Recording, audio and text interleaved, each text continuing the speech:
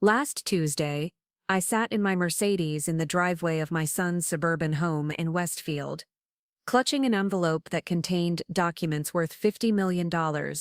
I was supposed to walk through that front door, sit down at their mahogany dining table, and change their lives forever. Instead, my daughter-in-law Stephanie had banned me from their anniversary dinner, telling my son Marcus that I was too controlling and always trying to steal the spotlight.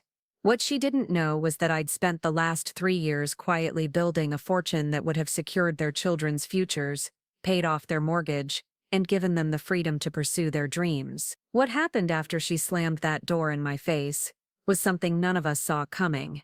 Before we jump back in, tell us where you're tuning from, and if this story touches you, make sure you're subscribed, because tomorrow I've saved something extra special for you. My name is Donna Wilson, and at 68 years old, I thought I'd seen every kind of family drama imaginable. I raised 4 children as a single mother after my husband walked out when Marcus was barely 12. I worked double shifts at the textile factory, took night classes to become a real estate agent, and somehow managed to keep food on the table and clothes on their backs. What my family never knew was that 20 years ago, I'd made a series of investment decisions that would eventually make me one of the wealthiest women in our small Connecticut town.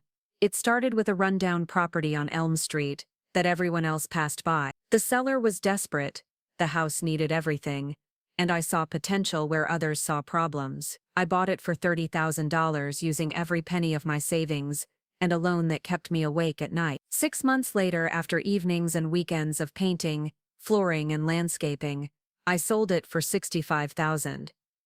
That profit became the down payment on the next property, then the next, and before I knew it, I was quietly building a real estate empire that stretched across 3 counties. The secret wasn't just in buying and selling houses. I'd learned to read people, to understand what they needed before they knew it themselves. Young families wanted safety and good schools. Empty nesters wanted low maintenance and proximity to healthcare. Investors wanted cash flow and appreciation potential. I became the woman who could match the right property with the right buyer, and my reputation grew through whispered recommendations rather than flashy advertising. By the time Marcus graduated college and married Stephanie, I owned 43 rental properties, had a portfolio of commercial real estate, and held investments in everything from tech startups to municipal bonds. The monthly income from my properties alone was more than most people made in a year, but I lived modestly, drove a reliable car, and kept my wealth to myself. I'd learned early that money changes how people see you, and I wanted my children to love me for who I was, not what I could give them. Marcus had always been my sensitive child, the one who brought home injured birds and worried about homeless people on the street. When he decided to become a social worker, I supported him completely, even though I knew the salary would never be enough to give him the life I wanted for him. Stephanie, his wife of 5 years, worked as a nurse at the county hospital, and together they made a decent living, but decent wasn't enough when you had 2 young children and dreams of homeownership. Their apartment in Westfield was cramped, the walls thin enough that I could hear the neighbors arguing every time I visited. Little Emma, who was 7, had to share a bedroom with her 4-year-old brother Tyler, and I watched them navigate around each other's toys and clothes with the practiced efficiency of children who'd learned to make do with less space than they needed. Marcus never complained, but I could see the weight of financial stress in the way his shoulders curved inward, the way he'd pause before ordering anything more expensive than water when we went out to eat. 3 months ago, I'd made the decision that would change everything. I was going to transfer $25 million to Marcus and Stephanie, enough to buy them a house with a yard, set up college funds for the children, and give Marcus the freedom to start the nonprofit he'd always dreamed of. The remaining $25 million would go to my other children, ensuring that all of them would have security and opportunity. I'd consulted with lawyers, accountants, and financial advisors to structure everything properly, minimizing taxes and maximizing their benefit. The plan was perfect in its simplicity. Their 5th wedding anniversary was coming up, and I'd offered to take them out to dinner at Romano's, the upscale Italian restaurant where Marcus had proposed. Over dessert, I'd present them with the documents that would transform their lives. I'd practiced the speech dozens of times, imagining the look of shock and joy on their faces, the way Stephanie might cry with relief, the way Marcus would probably need a few minutes to process the magnitude of what I was telling them. But Stephanie had other ideas. It started 3 weeks before the anniversary dinner, during what should have been a routine Sunday visit. I'd arrived at their apartment around noon, as I always did, bringing groceries and small gifts for the children. Emma ran to the door as usual, her arms wrapping around my waist with the unreserved affection that made every difficult day worthwhile. Tyler was right behind her, already chattering about a new dinosaur book he'd found at the library. Stephanie was in the kitchen, her back to me as she prepared lunch, but I could sense tension in the rigid line of her shoulders. She'd been distant lately, conversations clipped and polite rather than warm. I'd attributed it to work stress or the general exhaustion that comes with managing 2 young children, but as I watched her aggressively chop vegetables, I realized there was something more pointed about her mood. Marcus was on the couch, laptop balanced on his knees, trying to finish a case report while Tyler climbed over him like a jungle gym. He looked up when I entered, his smile genuine but tired, and I felt that familiar maternal pang of wanting to fix everything for him. The apartment felt smaller than usual that day, the walls seeming to press in as the children's energy bounced off every surface. After lunch, while the children played in their shared bedroom, I helped Stephanie clear the dish. She was loading the dishwasher with more force than necessary, each plate clattering against the next. I tried to make conversation, asking about her work, the children's activities, anything to bridge the growing gap I felt between us. That's when she turned to me, her eyes bright with something that looked like resentment, and said, "Donna, I need to ask you something, and I need you to be honest with me." I set down the glass I was drying and gave her my full attention. "Of course, sweetheart. What's on your mind?" She crossed her arms, leaning against the counter in a way that created physical distance between us. "Do you think we're good parents?" The question caught me off guard. I'd never questioned their parenting, never given them any reason to doubt themselves. "What do you mean?" "Of course you're good parents. You're wonderful parents," but she shook her head, her expression hardening. "No, I mean, do you think we're capable of making decisions for our own family without your input?" The words hit me like a physical blow. I stood there, dish towel in hand, trying to process what she was really asking. "Stephanie, I don't understand. Have I overstepped somehow?" She laughed, but there was no humor in it. "Donna, you show up here every Sunday with groceries we didn't ask for, toys the children don't need, and opinions about everything from what Emma should wear, to school to what Marcus should do about his career. You act like we can't function without you." I felt heat rise in my cheeks, a combination of embarrassment and confusion. "I'm just trying to help. I thought you appreciated the support. Support would be asking what we need, instead of assuming you know better than we do." Her voice was getting louder, and I could hear Marcus's conversation with the children pause in the living room. "Support would be treating us like adults who are capable of raising our own children." The accusation stung because there was truth in it, even if it wasn't the whole truth. I had strong opinions about the children's education, their nutrition, their activities. I did bring groceries every week because I knew money was tight, and I wanted to help without making them feel like charity cases. I had suggested career moves for Marcus because I could see his potential and wanted him to reach for more, but in my mind, all of this came from love, from wanting the best for them. "I'm sorry if I've made you feel that way," I said carefully. "That was never my intention." But Stephanie wasn't finished. "It's not just about intention, Donna. It's about the children expect you to solve every problem. Marcus defers to your judgment on decisions that should be ours to make, and I feel like a guest in my own life because there's always this assumption that Grandma knows best." Marcus appeared in the doorway then, his face tight with the expression he'd worn as a child when he was trying to keep peace between arguing adults. "What's going on in here?" Stephanie and I both turned to him, and I could see him calculating, trying to determine how much he'd heard and how much damage control would be needed. It was a look I remembered from his childhood, when he'd try to mediate between his siblings or smooth over conflicts with teachers who didn't understand his sensitive nature. "Your mother and I are just having a conversation about boundaries," Stephanie said, her voice carefully controlled now that Marcus was listening. I wanted to defend myself, to explain that everything I'd done came from love, but I could see the exhaustion in Marcus's eyes and knew that adding to his stress would only make things worse. Instead, I folded the dish towel and set it on the counter. Preparing and narrating this story took us a lot of time. So if you are enjoying it, subscribe to our channel. It means a lot to us. Now, back to the story.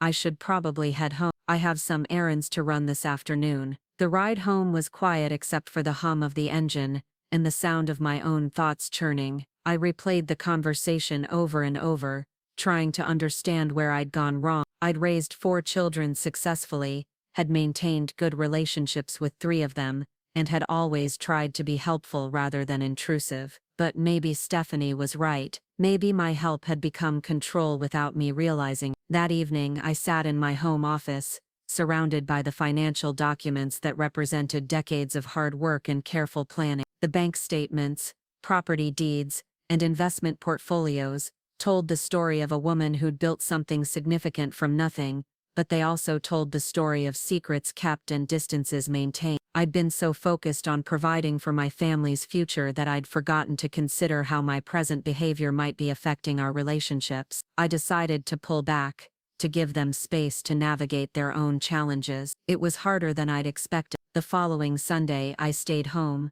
resisting the urge to call or text or find an excuse to stop by. I imagined Emma asking where I was, Tyler wondering why I hadn't brought him a new book, and I had to remind myself that this distance was necessary for their growth as a family unit. 2 weeks passed without contact beyond brief text messages. I threw myself into work finalizing the details of the financial transfer, meeting with lawyers to ensure everything was structured correctly. The anniversary dinner was still planned, still the perfect opportunity to share the news that would change everything. I told myself that once they understood the magnitude of what I was offering, past tensions would fade into insignificance. But when I called Marcus to confirm the dinner plans, his voice was strained. "Mom, about dinner, but Stephanie and I have been talking, and we think it would be better if we celebrated alone this year, just the 2 of us." I felt something cold settle in my stomach.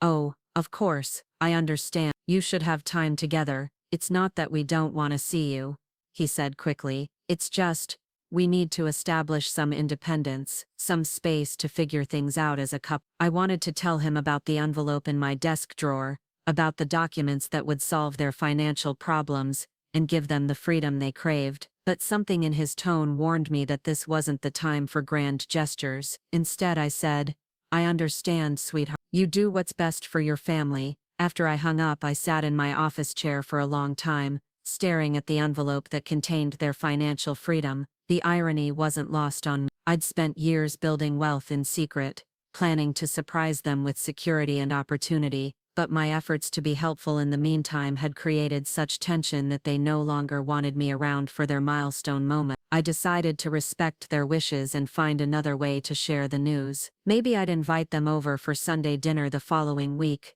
create a comfortable environment where we could talk openly about the future. The money would still be there, the opportunity still available, but I'd let them have their anniversary celebration without the complication of my presence. What I didn't anticipate was how much that decision would hurt. I'd been looking forward to the dinner for months, had imagined it as a moment of pure joy and connection. Instead, I spent their anniversary evening alone in my house, wondering if I'd damaged our relationship so badly that they might never trust my motivations again. The next morning, I woke up with a sense of determination. I would find a way to repair the damage, to show them that my love didn't come with strings attached. I would give them the space they needed while still being available for support when they asked for it. And when the time was right, I would share the news about the money in a way that honored their autonomy and their right to make their own choices. What I didn't know was that Stephanie had been planning something of her own, something that would test every assumption I'd made about our family dynamic and force me to confront the possibility that my good intentions might not be enough to bridge the gap between us. The phone call came on a Thursday afternoon,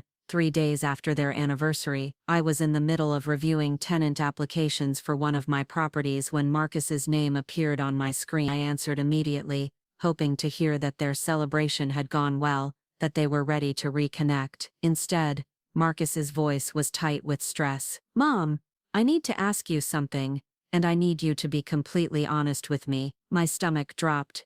What is it, sweetheart? Stephanie thinks you're interfering with our marriage. She says you've been trying to control our decisions and make us dependent on you. She thinks you don't respect our ability to manage our own lives. I closed my eyes, feeling the weight of accumulated misunderstanding. Marcus, that's not true. Everything I've done has been to help and support you. I know you think that, but Stephanie doesn't see it that way. She feels like you're always watching, always judging, always ready to step in with solutions we didn't ask for. What does she want me to do? There was a long pause, and I could hear the sound of children playing in the background. She wants you to stop coming by unannounced. She wants you to ask before bringing gifts or groceries. She wants you to respect our decisions even when you disagree with them. I felt defensive, hurt and confused all at once. I've always respected your decisions. I've never tried to control you. Maybe not intentionally, but, Mom, when you show up every Sunday with groceries,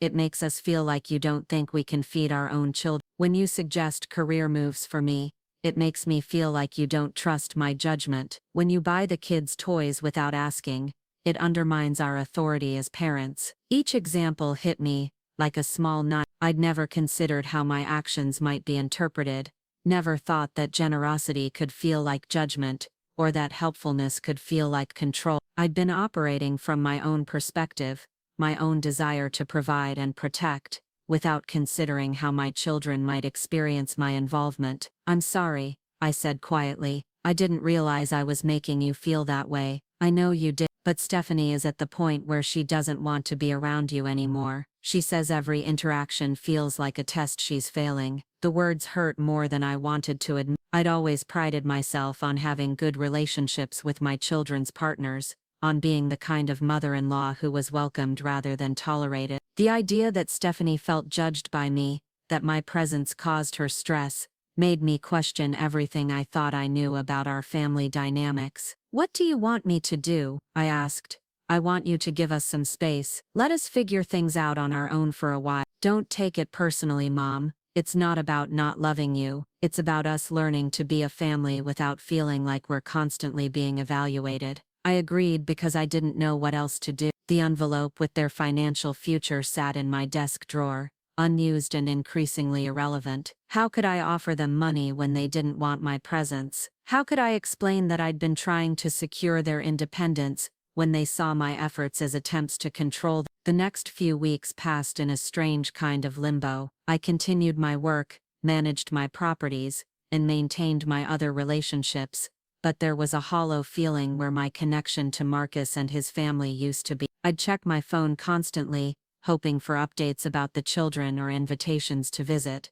but the silence stretched on. It was during this period of distance that I made a decision that would change everything. I was going to sell one of my largest commercial properties, a shopping center that had been appreciating steadily for 15 years. The sale would generate enough capital to not only secure my children's futures but to establish a foundation that could support causes Marcus cared about for generations to come. I scheduled meetings with realtors, appraisers and lawyers, threw myself into the complex process of preparing for the sale. The work was demanding and detail-oriented, requiring long hours and constant attention, but it also provided a distraction from the ache of missing my grandchildren and the uncertainty about when I'd see them again. The breakthrough came from an unexpected source. Emma, my 7-year-old granddaughter, called me one afternoon while Stephanie was at work and Marcus was picking up Tyler from daycare. She'd somehow managed to figure out how to use Marcus's phone, and her small voice on the other end of the line was like a lifeline. "Grandma Donna?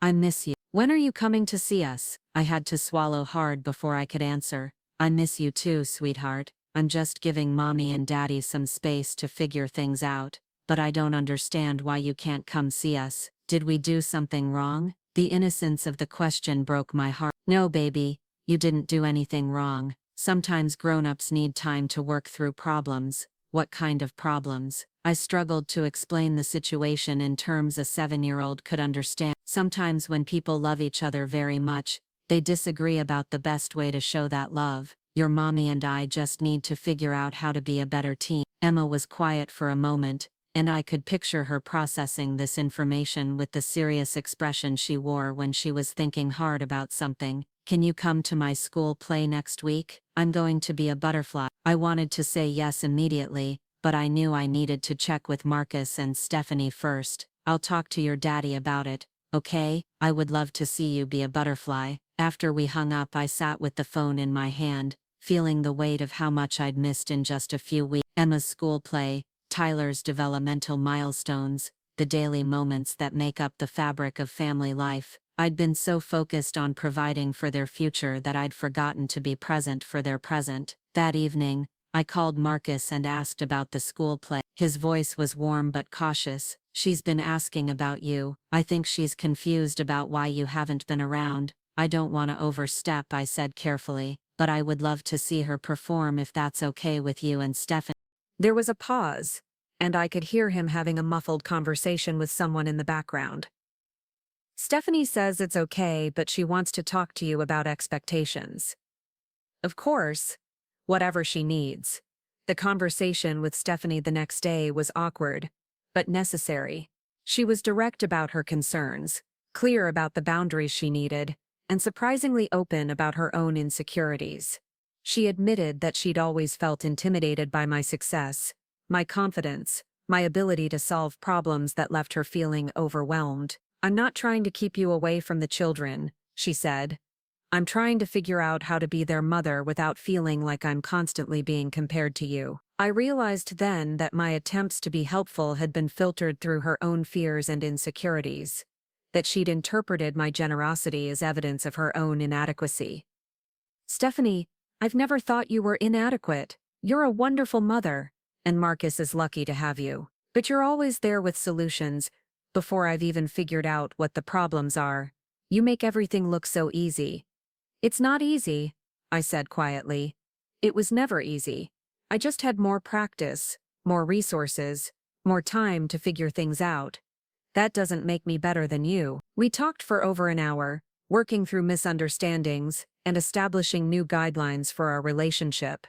She wanted advance notice before visits, input on gifts for the children, and respect for their parenting decisions even when I disagreed. I agreed to all of it, grateful for the chance to rebuild our connection on terms that felt comfortable for everyone. The school play was a turning point. Sitting in the elementary school auditorium, watching Emma flutter across the stage in her butterfly costume, I felt a sense of peace I hadn't experienced in weeks. Marcus sat beside me, pointing out Tyler in the audience, and Stephanie was on his other side, filming with her phone and beaming with pride. After the performance, Emma ran to me with her arms outstretched, her costume wings fluttering behind her. "Grandma Donna, did you see me fly?" "I saw you, sweetheart. You were the most beautiful butterfly on that stage." The four of us went out for ice cream afterward, and for the first time in months, conversation flowed naturally. We talked about Emma's upcoming school project, Tyler's fascination with trucks, Marcus's work with a particularly challenging case. There was no tension, no undercurrent of judgment or resentment, just a family enjoying each other's company. Driving home that evening, I felt hopeful about our future. The envelope in my desk drawer seemed less urgent now, less like a solution to problems and more like an opportunity to share when the timing was right. I'd learned that my children needed to feel capable and autonomous before they could accept my help, that respect had to come before generosity for the gift to be truly meaningful. But I also knew that the conversation about money couldn't wait much longer. The commercial property sale was moving forward, and I needed to make decisions about how to structure the transfer. More importantly, I'd realized that the secret I'd been keeping was creating its own kind of distance. How could they trust me completely when I was withholding something so significant? I decided to wait until after the holidays to have the conversation.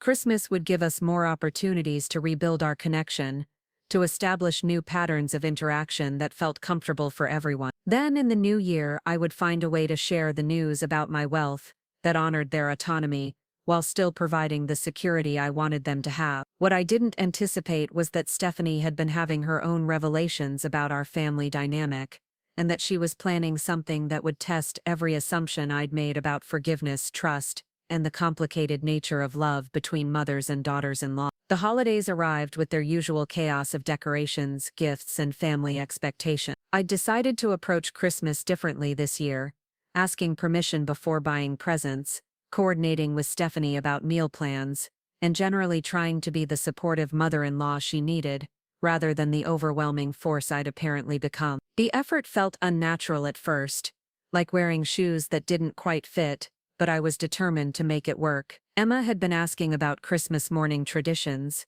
specifically whether I'd be there when she and Tyler opened their present. The question came up during a phone call that had become part of our new routine, scheduled conversations that respected boundaries while maintaining connection. I could hear the uncertainty in her voice, the way children instinctively pick up on adult tensions even when they don't understand the specifics. When I asked Marcus about Christmas morning, his response was carefully neutral. Stephanie wants to establish our own family tradition. Maybe you could come over in the afternoon instead. I agreed without argument, though the rejection stung. Christmas morning had always been sacred in our family, the time when magic felt most possible and love most tangible. But I was learning that my idea of family traditions might feel like obligations to others, that what represented continuity to me might represent interference to them. The commercial property sale was progressing faster than expected. 3 different buyers had submitted offers above asking price, and my realtor was confident we could close before the end of January. The numbers were staggering even to me. What had started as a modest investment 15 years ago was now worth $8 million, and the sale would push my liquid assets well above the $50 million threshold I'd set for the family transfer. I spent December mornings in lawyers' offices, afternoons with financial advisors, and evenings alone with spreadsheets and legal documents. The complexity of transferring that much wealth required careful planning to minimize tax implications and ensure the money would actually benefit my children rather than create new problems. I learned about trust structures, gift tax exemptions, and generation-skipping strategies that would protect the money for Emma and Tyler's futures. The process was lonely in ways I hadn't anticipated. I was planning the most generous gift of my life, but I couldn't share the excitement or ask for advice from the people it would affect most. Instead, I navigated the legal maze with strangers who saw the transaction in purely financial terms, who had no understanding of the emotional weight behind every decision. Christmas Eve dinner was held at Marcus and Stephanie's apartment,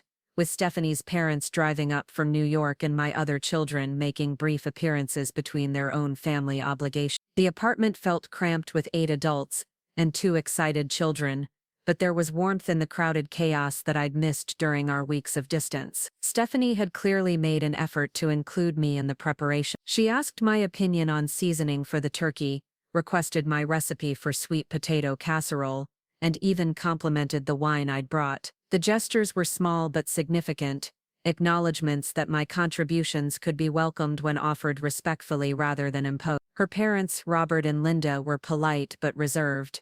I'd met them several times over the years, but we'd never developed the easy familiarity that some in-law relationships enjoy. They seemed to view me with cautious respect, perhaps influenced by whatever version of recent events Stephanie had shared with them. During dinner, Linda made a comment that caught my attention. "Stephanie tells us you've been very generous with the family over the year. It must be rewarding to be in a position to help." I glanced at Stephanie, wondering what exactly she'd shared about my contributions. "I do what I can. Family is important," but Robert leaned forward with interest. "What line of work are you in, Donna? Stephanie mentioned you're in real estate." The question was innocent enough, but it highlighted the careful balance I'd maintained between appearing successful and revealing the true extent of my wealth. "I buy and renovate properties. It's been good to me over the years." "That's a tough business," he said. "Requires a lot of capital and risk tolerance." I nodded, steering the conversation towards safer topics, but I could see him processing the information, perhaps wondering how a single mother from a working-class background had managed to accumulate enough wealth to be notably generous with her family. The questions reminded me how much of my life remained hidden, how the image I projected was only a small fraction of my reality. After dinner, while the adults cleaned up and the children played with new toys, I found myself alone in the kitchen with Stephanie's mother. Linda was drying dishes with the methodical efficiency of someone who'd spent decades managing family gatherings, and her presence felt comfortable in a way that surprised me. "Stephanie speaks very highly of you," she said without preamble. "She admires how close you are to your children." I wasn't sure how to respond to that. given the recent tensions. We've had our challenges lately. Linda nodded knowingly. That's normal. I went through something similar with my mother-in-law when Stephanie was little. It's hard to balance being helpful with being intrusive. Nobody teaches you how to navigate those relationships. Her words were reassuring but also pointed. Did you figure it out? Eventually, it took some honest conversations and hurt feelings on both sides, but we got there. She set down the dish towel and looked at me directly. The key was realizing that we both wanted the same thing. We just had different ideas about how to achieve it. The conversation stayed with me through the evening and into Christmas morning, which I spent alone for the first time in decades. I'd prepared for the solitude by planning activities, organizing files, and catching up on reading, but none of it filled the emptiness of missing Christmas morning with Emma and Tyler. I kept checking my phone for pictures or updates, trying to imagine their excitement over presents I'd carefully selected and wrapped weeks earlier. When I arrived at their apartment that afternoon, the living room was an explosion of wrapping paper, new toys, and the particular chaos that follows Christmas morning with young children. Emma immediately ran to show me her new art supplies, while Tyler demonstrated how his new truck made realistic engine noises. Their joy was infectious, and I felt some of the morning's loneliness fade. Marcus pulled me aside while Stephanie helped the children organize their gifts. The kids loved what you got them.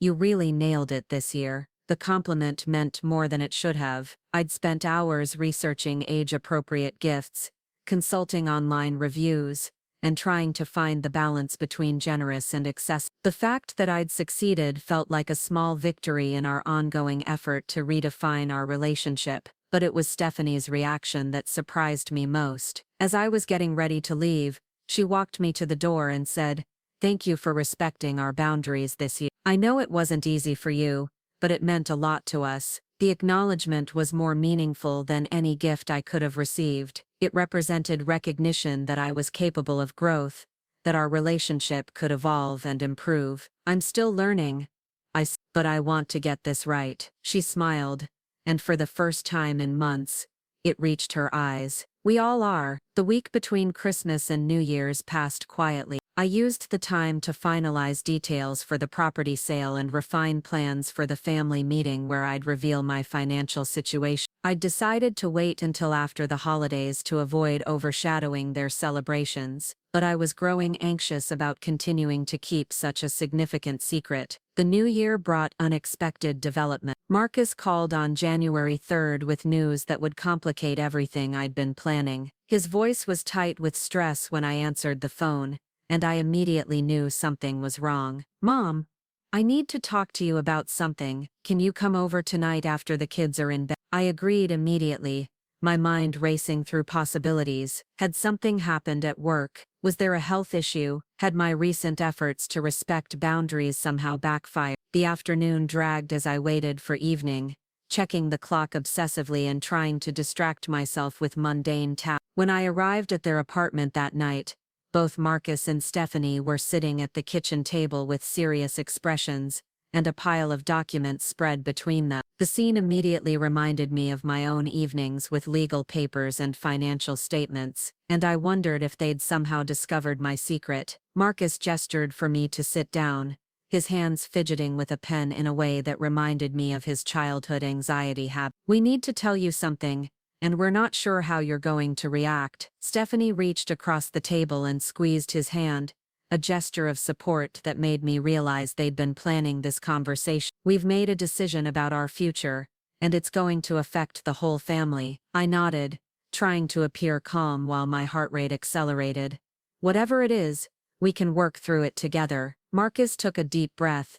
"I've been offered a position with Doctors Without Borders. It's a 2-year commitment in Guatemala, working with refugee populations, and setting up sustainable healthcare systems." The words hit me like a physical blow. 2 years, Guatemala, my grandchildren living in a developing country, thousands of miles away from everything familiar and safe. I struggled to keep my expression neutral while my mind raced through implications and concerns. Stephanie was watching my face carefully. "It's an incredible opportunity for Marcus professionally, and it would allow us to make a real difference in people's lives. The organization provides housing, education for the children, and comprehensive support for families. I forced myself to ask practical questions instead of voicing my immediate fears. When would you leave?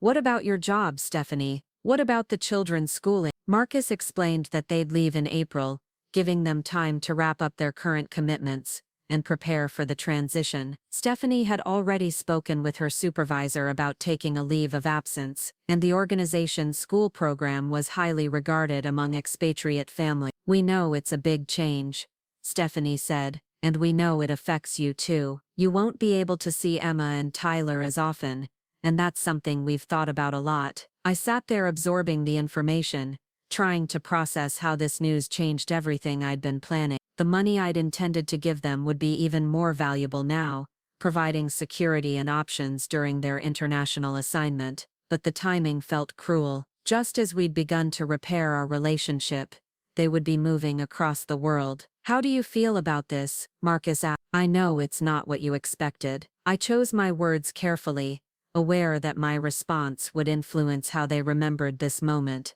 I'm proud of you for wanting to serve others. It sounds like an amazing opportunity to use your skills where they're needed most. Relief flickered across both their faces, and I realized they'd been bracing for opposition or guilt trips. You're really okay with this? Stephanie asked. I'm not okay with being so far away from my grandchildren, I said honest, but I'm okay with you following your dreams and doing meaningful work. That's what I raised you to do, Marcus. We talked for another hour about logistics, communication plans, and ways to maintain connection across the distance. They'd have reliable internet access, regular trips back to the United States, and the possibility of visitors if security conditions remained stable. The conversation was emotional but productive, and I left feeling closer to them than I had in months. The drive home was when the full implications hit me. They'd be leaving in 3 months, which meant I needed to accelerate my timeline for revealing my financial situation. The money would be more important than ever, providing security during their international adventure and ensuring they had resources to return home if circumstances changed. But there was another realization that took longer to process. Their decision to pursue this opportunity, despite the financial challenges it would create, demonstrated exactly the kind of independence and self-determination that Stephanie had been fighting for. They weren't asking for my permission or my financial support. They were making a decision based on their values and dreams, trusting that they could handle whatever challenges arose. It was everything I'd said I wanted for them, but it also forced me to confront my own need to be needed. If they could make such a significant life change without consulting me, what role would I play in their future? If they could manage international relocation and career transitions independently, how would I contribute to their lives beyond financial support? The next few weeks were a whirlwind of preparation and planning. Marcus and Stephanie threw themselves into research about Guatemala, Spanish language lessons, and medical preparations for tropical living. The children were excited about the adventure, though Emma occasionally expressed worry about missing friends and familiar places. I found myself walking a careful line between offering help and respecting their autonomy. When Stephanie mentioned needing certain vaccinations, I provided information I'd researched online but didn't schedule appointments for them. When Marcus struggled with visa paperwork, I offered to help review documents but didn't take over the process. Every interaction required conscious effort to support without controlling. The property sale closed on January 20th. Depositing $8 million into my accounts and bringing my liquid assets to a level that still surprised me. I'd grown accustomed to thinking in terms of hundreds of thousands, but the number in my bank account required a different mindset entirely. I was officially one of the wealthiest individuals in our small Connecticut town, though nobody would have guessed it from my modest lifestyle. With the sale complete, I scheduled meetings with estate planning attorneys to finalize the family transfer documents. The complexity had increased now that Marcus and Stephanie would be living internationally, requiring additional legal considerations and tax implications. But the lawyers assured me that the transfers could be structured to provide maximum benefit regardless of their location. I'd tentatively planned to reveal everything during a family dinner in early February, giving them time to process the information before their departure. But as the date approached, I found myself second-guessing the timing. Would such news add stress during an already overwhelming period? Would they feel obligated to change their plans? Would the money overshadow their personal achievement? The decision was made for me when Emma asked a question that cut straight to the heart of my dilemma. We were having one of our scheduled phone conversations, discussing her excitement about learning Spanish, when she said, "Grandma Donna, will you still be rich when we come back from Guatemala?" I nearly dropped the phone. "What makes you think I'm rich, sweetheart?" Daddy said.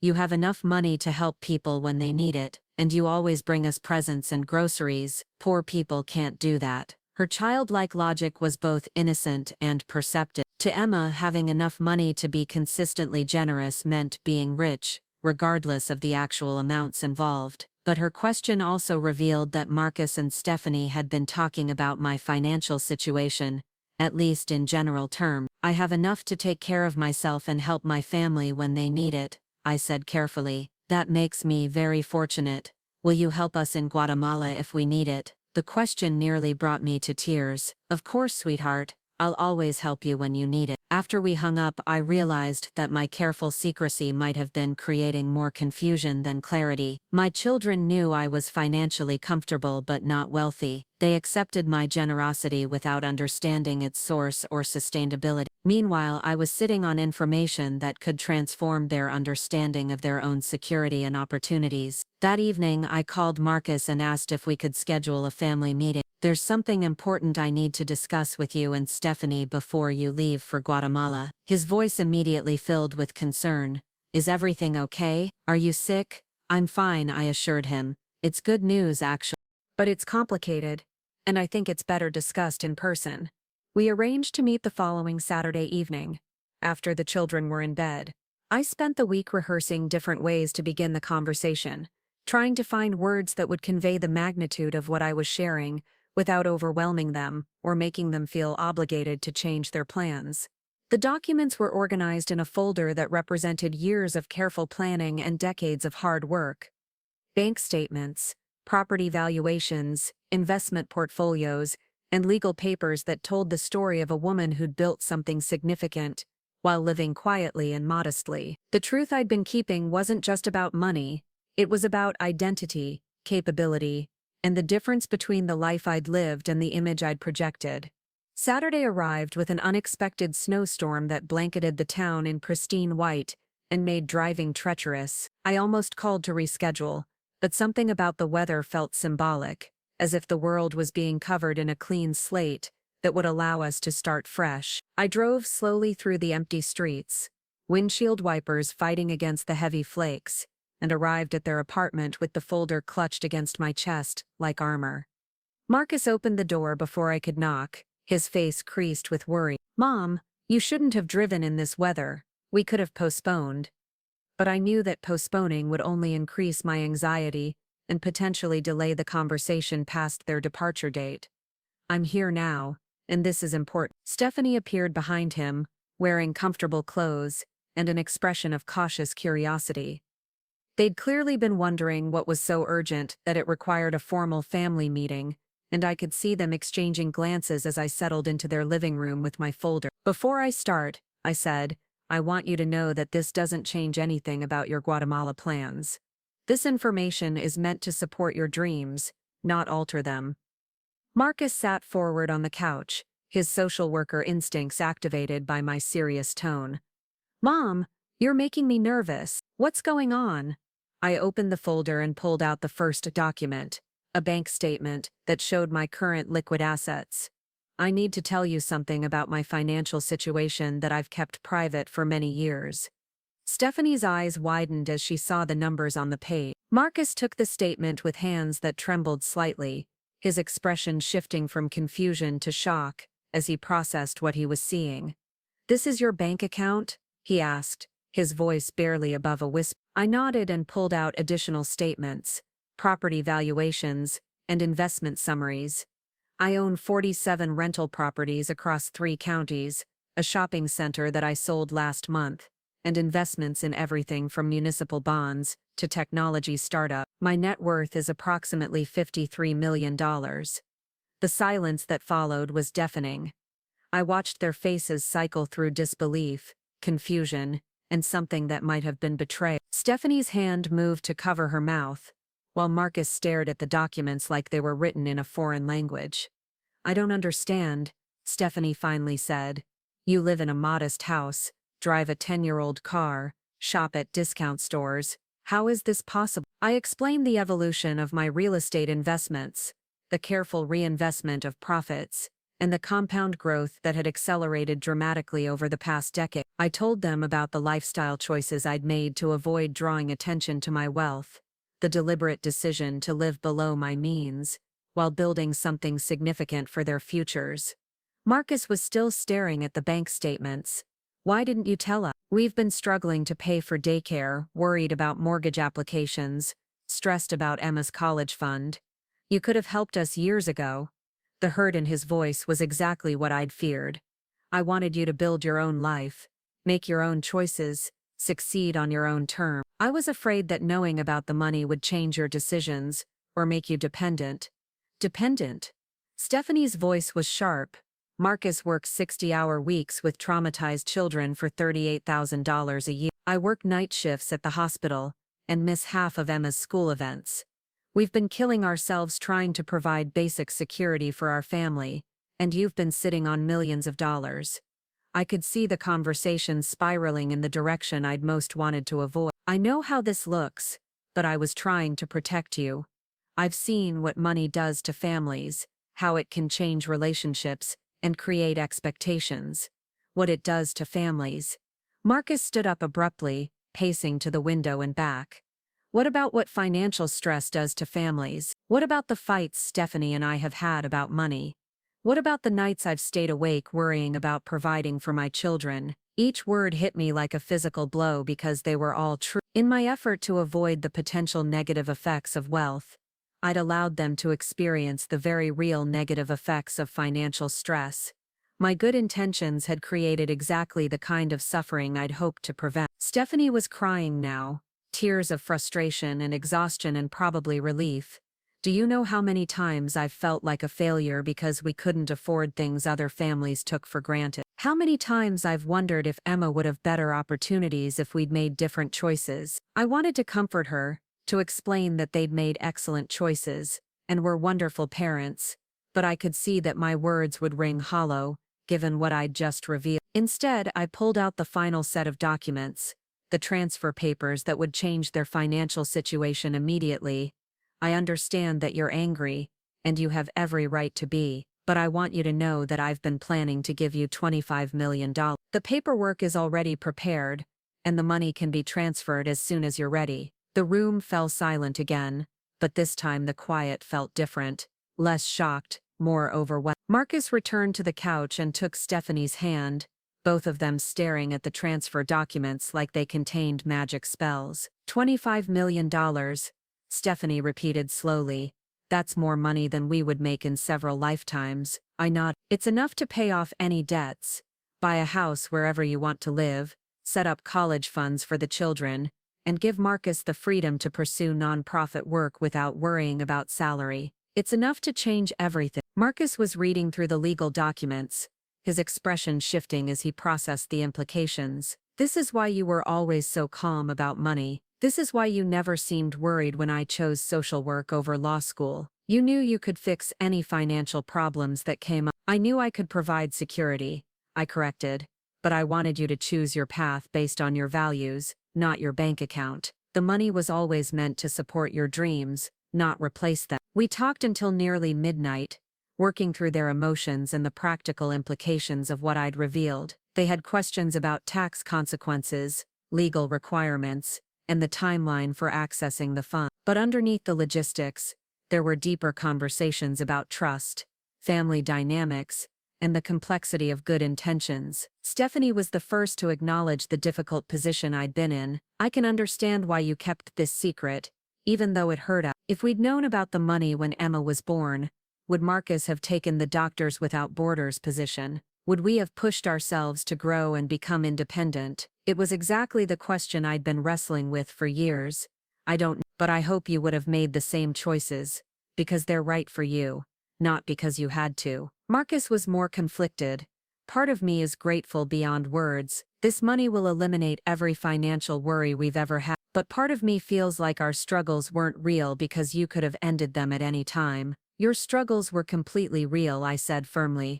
The fact that I had money doesn't diminish what you accomplished, or the character you built through facing challenge. If anything, it proves that you're exactly the kind of people who can be trusted with wealth. The conversation continued through several more emotional revelations and practical discussion. They decided they still wanted to pursue the Guatemala assignment, but now they could do it with the security of knowing they had resources to handle any emergency. The money would be waiting when they returned, allowing them to buy a house and establish the kind of stability they'd always dreamed of. As I prepared to leave that night, Stephanie surprised me with a hug that felt different from our previous interaction. There was gratitude in it, but also something deeper. Thank you for trusting us with this. I know it couldn't have been easy to keep such a big secret. The drive home through the snow-covered streets felt surreal. After years of careful secrecy, the truth was finally out. My children knew the full extent of my financial situation, understood the security I could provide,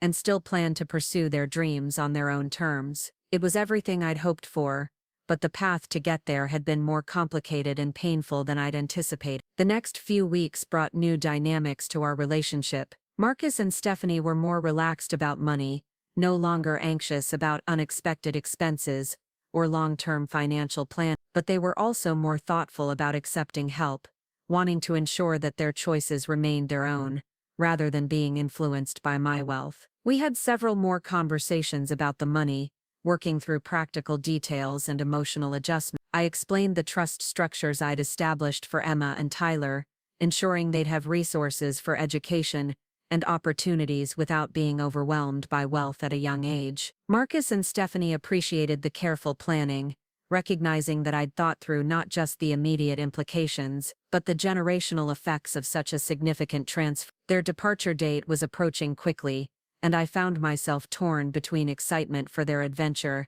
and sadness about the upcoming separation. We made plans for regular video calls, discussed potential visits to Guatemala, and established ways to maintain connection across the distance. But there was one more conversation we needed to have, one final piece of the puzzle that would test everything we'd rebuilt over the past few months. Stephanie had been planning something of her own, and when she finally revealed it, I realized that our family's capacity for surprises was far from exhausted. The revelation about my wealth had shifted something fundamental in our family dynamic, but not in the way I'd expected. Rather than creating distance or changing their behavior dramatically, Marcus and Stephanie seemed more at peace with themselves. There was a lightness in their interactions that hadn't been there before, a freedom that came from knowing they had security even as they chose to pursue meaningful work over financial gain. February brought a flurry of preparation for their Guatemala departure. I watched from the sidelines as they researched tropical diseases, practiced Spanish phrases with the children, and slowly sold or donated belongings that wouldn't make the international move. The apartment gradually emptied of familiar items, taking on the temporary feel of a place that was no longer quite home, but not yet abandoned. Emma was handling the transition better than I'd expected. At 7, she was old enough to understand that Guatemala was far away, but young enough to see it as an exciting adventure rather than a loss. She'd started a journal to document their journey and had made me promise to keep copies of every entry so she could share her experiences with me even across the distance. Tyler, at 4, was less clear about what the move meant, but excited about airplanes and the possibility of seeing monkeys in their natural habitat. His innocent enthusiasm reminded me that children are often more adaptable than the adults who worry about them, more capable of embracing change as opportunity rather than threat. It was during one of our family dinners in early February that Stephanie first hinted at her own plan.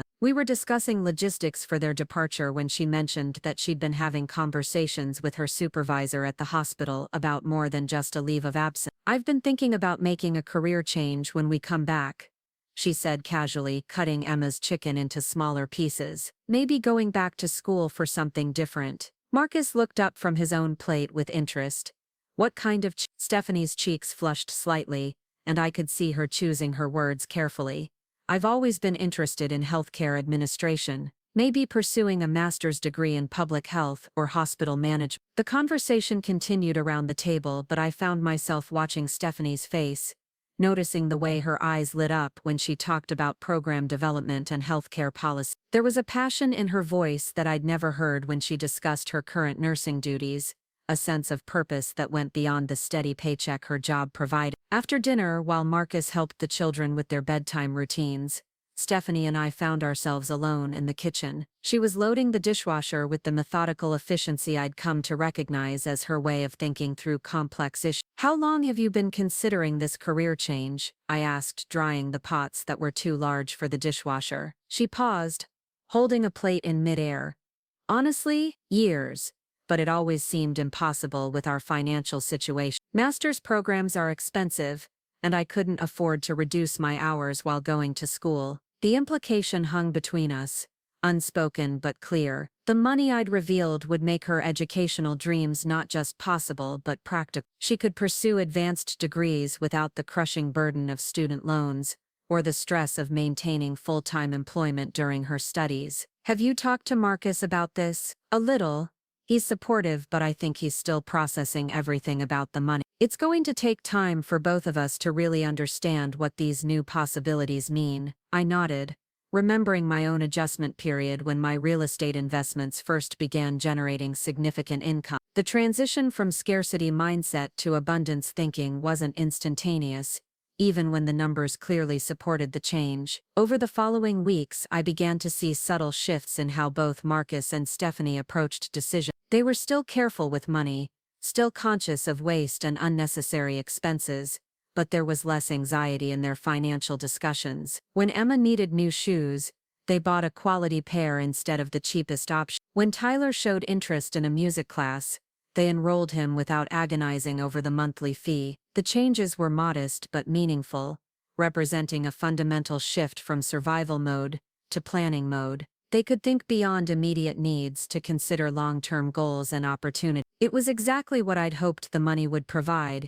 even as I continued to wrestle with guilt about the years of stress they'd endured while I kept my wealth secret. March arrived with unseasonably warm weather and the intensifying urgency of their departure preparation. Their visa applications had been approved, medical clearances obtained, and housing arrangements confirmed through the Doctors Without Borders program. The children's school had been notified, their apartment lease would expire at the end of April, and their belongings were sorted into categories: shipped, stored, or donated. It was during this period of intense preparation that Stephanie's surprise began to take shape. She'd been making phone calls in the evenings, having quiet conversations that ended when I entered the room, and receiving mail from organizations I didn't recognize. When I asked Marcus about it, he just smiled and said she was working on something special but wanted to keep it private until everything was finalized. The mystery deepened when I received an unexpected phone call from Stephanie's supervisor at the hospital. Nancy Chen and I had met several times at hospital social events,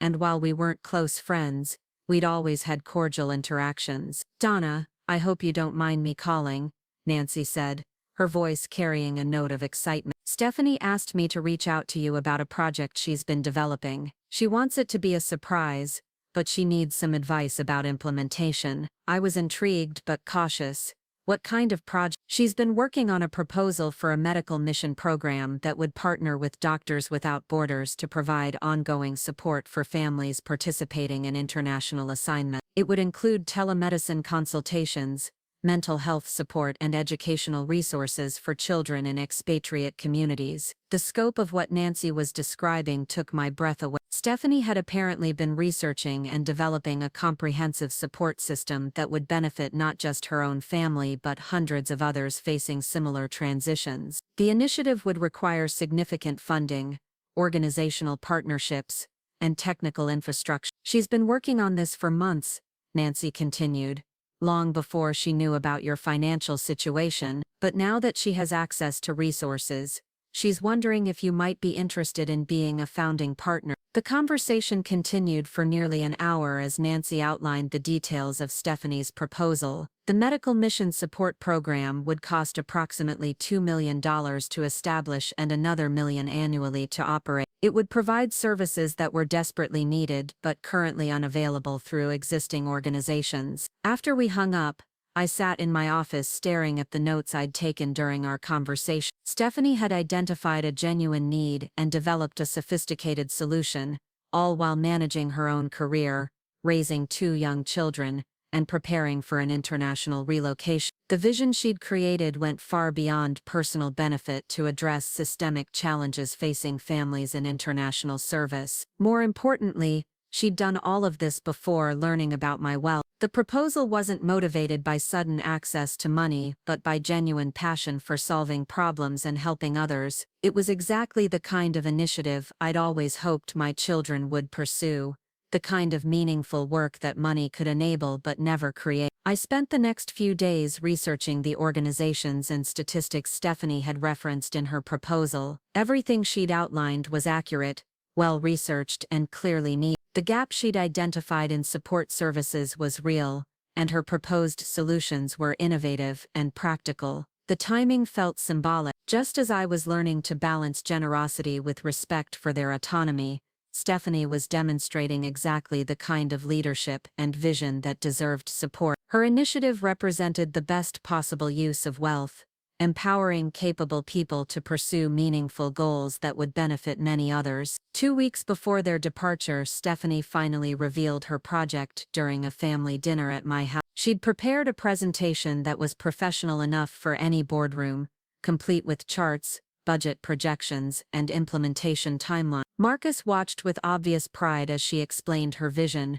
occasionally adding details about the healthcare challenges they'd observed in their research about Guatemala. The families who participate in international medical missions are incredibly dedicated, Stephanie explained, clicking through slides on her laptop, but they often struggle with isolation, inadequate educational resources for their children, and limited access to healthcare for non-emergency situations. This program would address all of those challenges through technology and partnership. Emma and Tyler listened with the patient attention children reserve for adult presentations they don't fully understand, but recognize as important. Emma occasionally asked questions about the computers and video calls that would connect families across different countries, while Tyler was mostly interested in whether the program would help families see more animals. As Stephanie outlined the budget and partnership requirements, I found myself mentally calculating how the program could be funded, not just for the initial launch but for long-term sustainability.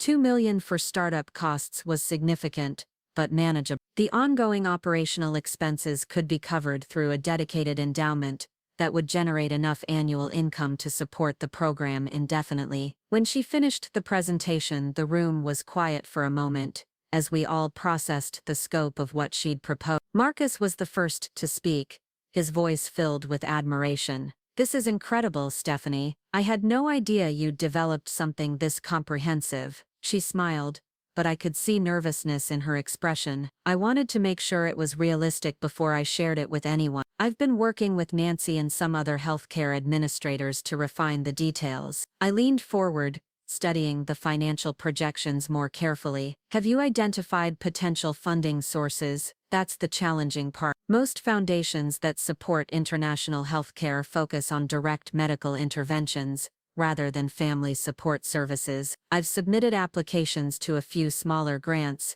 but the funding needed is probably beyond what traditional sources can provide. The opening was perfect, exactly the kind of invitation I'd been hoping for. What if you had a founding donor who could provide the initial funding and ongoing support? Stephanie's eyes widened. That would change everything. But donors at that level usually want significant involvement in program management and decision-making. I shook my head.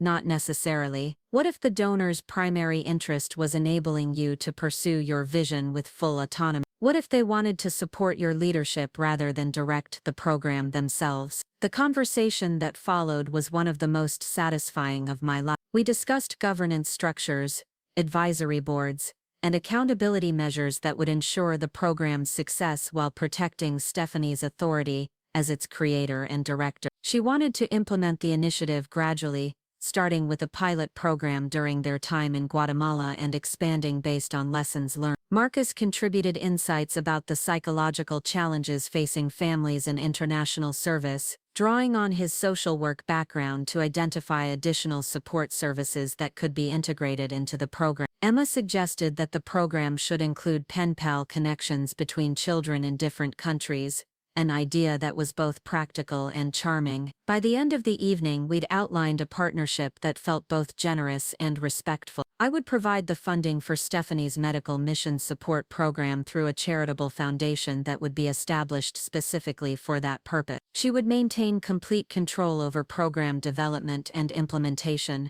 with support from an advisory board of healthcare and international development professionals. The legal and financial details would need to be worked out with attorneys and accountants, but the basic framework was clear. Stephanie would have the resources to pursue her vision while maintaining the autonomy that was so important to her sense of professional identity. As they prepared to leave that evening, Marcus pulled me aside for a private conversation. "Thank you for supporting Stephanie's dreams. This program means everything to her, and I know she'll do incredible things with the opportunity." His gratitude was heartfelt, but I could also hear relief in his voice. The money I'd given them provided security, but Stephanie's program provided purpose. Together they represented the kind of life he'd always wanted: meaningful work, financial stability, and the ability to make a positive difference in the world. Their departure date was now just days away, and the reality of their absence was beginning to hit me. We'd rebuilt our relationship,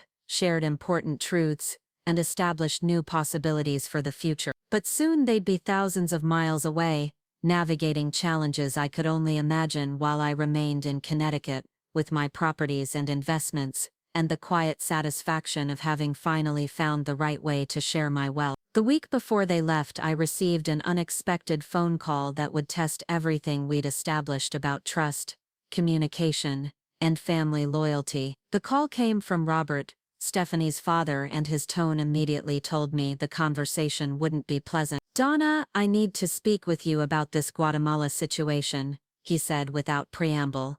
"Linda and I have been discussing it, and we have serious concerns about Stephanie and Marcus taking our grandchildren to a developing country." I felt my stomach tighten. Robert and Linda had been supportive during previous conversations, offering practical advice and emotional encouragement. Their sudden opposition suggested that something had changed or new information had emerged. "What kind of concerns?" I asked carefully. "Safety concerns, political instability, healthcare quality, educational standards." His voice was rising with each item on his list. "We've been doing research, and Guatemala has significant crime rates, limited medical facilities, and ongoing social unrest. This isn't a vacation, Donna. They're talking about taking Emma and Tyler to live there for 2 years." The conversation continued for nearly an hour, with Robert outlining various statistics and news reports that painted Guatemala in the darkest possible terms. He'd clearly spent considerable time researching every potential risk and danger, compiling a comprehensive case against their international assignment. What bothered me most wasn't his concerns themselves, which were understandable from worried grandparents, but his expectation that I should use my influence to change their minds. He seemed to assume that because I was Marcus's mother and now had significant financial resources, I could somehow convince them to abandon their plans. "You have to talk them out of this," he said near the end of our conversation. "They respect your opinion, and with your money, they don't need to take risks like this. You could set Marcus up in private practice here, or Stephanie could pursue her education without moving to Central America." The suggestion revealed a fundamental mental understanding of what the Guatemala assignment meant to Marcus and Stephanie. It wasn't just a job or an educational opportunity. It was a chance to serve others and make a meaningful difference in the world. The fulfillment they hoped to find couldn't be replicated through financial comfort alone. After we hung up, I found myself wrestling with competing loyalties and perspectives. Robert and Linda's concerns weren't unreasonable, and their love for Emma and Tyler was genuine. But their solution, using my financial leverage to discourage the assignment, went against everything I'd learned about respecting my children's autonomy and supporting their dreams. The situation became more complicated when Linda called the next day with a different approach. Instead of focusing on dangers and risks, she appealed to my emotions as a grandmother. "Donna, I know you must be heartbroken about them leaving," she said, her voice soft with sympathy. 2 years is such a long time, and Emma and Tyler are at such important ages. You'll miss so many milestones, so many precious moments." Her words hit exactly the fears I'd been trying not to examine too closely. Emma would be 9 when they returned. Tyler would be 6. I would miss birthday parties, school performances, bedtime stories, and countless small moments that make up the fabric of family life. The video calls and periodic visits Linda mentioned would provide connection, but not presence. "I've been thinking," Linda continued, "what if there was a way to support their humanitarian goals without the family separation? Marcus could work with refugee populations here in the United States, or they could participate in shorter-term missions that wouldn't require permanent relocation." The conversation was carefully constructed to appeal to my desire to keep the family close while still respecting their service orientation. Linda was offering a compromise that would satisfy everyone's concerns, while avoiding the risks and separation that worried both sets of grandparents. But as I listened to her suggestions, I realized she was asking me to do exactly what Stephanie had accused me of in the past, using my resources and influence to control their choices based on my own preferences, rather than their stated goal. The fact that Linda's preferences aligned with mine didn't make the approach more appropriate. That evening, I called Marcus to discuss the conversations with his in-law. I wanted to be transparent about their concerns, while making it clear that my support for the Guatemala assignment remained unchanged. "They're scared," Marcus said after I'd summarized both phone calls, "and honestly so are we sometimes. But this opportunity is exactly what I've been preparing for my entire career. Working with Doctors Without Borders has been a dream since graduate school." His voice carried conviction, but I could also hear the weight of family pressure. Having both sets of grandparents express opposition to their plans couldn't be easy, especially when combined with their own occasional doubts and fears. "What does Stephanie think about her parents' concerns?" "She's frustrated. She feels like they don't trust our judgment as parents, like they think we're being irresponsible with the children's safety, but she also understands their worry because she feels it too sometimes." The admission that they shared some of the fears Robert and Linda had expressed didn't surprise me. Any responsible parent would have concerns about relocating young children to an unfamiliar country with different healthcare systems, educational standards, and safety considerations. "Are you having second thoughts?" I asked. Marcus was quiet for a long moment.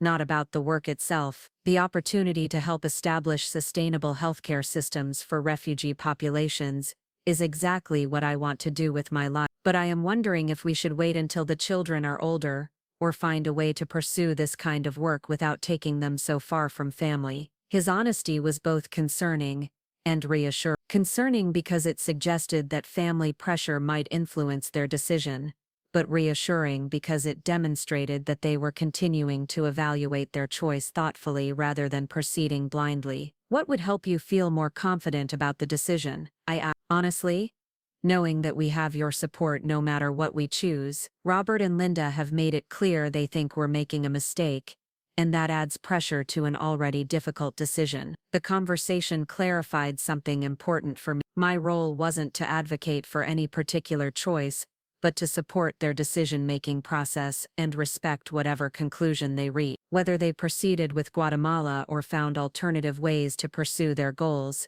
my response should be consistent: trust their judgment, and provide whatever assistance they needed. 2 days before their scheduled departure, Marcus called with unexpected news. "We need to postpone the trip. Not cancel, just delay by a few months." My heart jumped, unsure whether to feel relief or disappointment.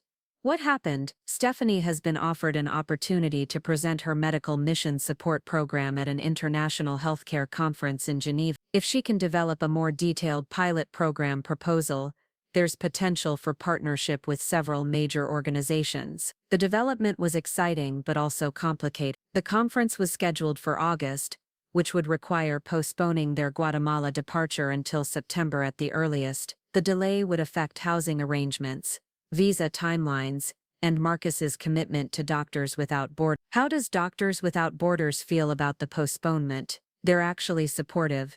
Stephanie's program could benefit their families too, so they're interested in seeing it developed. They've agreed to hold Marcus's position until fall. The news represented an unexpected convergence of opportunities. Stephanie's initiative had gained recognition faster than anyone anticipated, creating possibilities for broader impact than originally envisioned. The postponement would also address some of Robert and Linda's concerns by allowing more time for preparation and planning. But I could also hear something else in Marcus's voice, a note of uncertainty that suggested the decision hadn't been easy. How are you feeling about the delay?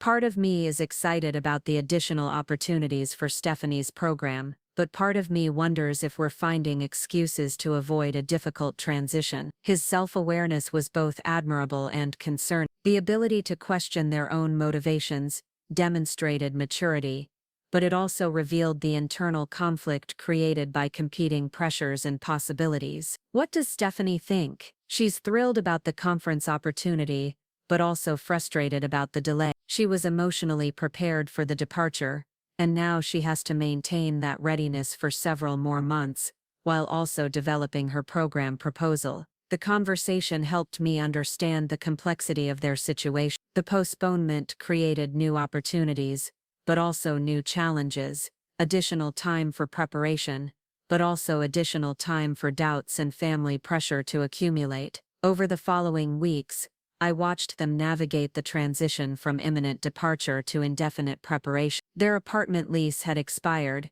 so they moved in with Stephanie's parents temporarily, arrangement that intensified both support and scrutiny of their plan. Emma and Tyler were confused by the changes, but adaptable in the way children often are when adults around them remain calm and confident. Stephanie threw herself into developing her conference presentation, working with healthcare administrators and international development experts to refine her proposal. The additional research and planning strengthened her initiative significantly, but I could see the stress of uncertainty taking its toll on both her and Marcus. It was during this period of adjustment and preparation that the real crisis finally emerged, testing everything we'd built and learned about trust, respect, and family loyalty. The crisis came not from external pressures or logistical challenges, but from a fundamental misunderstanding about the role money should play in our family's decisions. The confrontation began with a seemingly innocent dinner invitation. The dinner invitation came from Stephanie herself,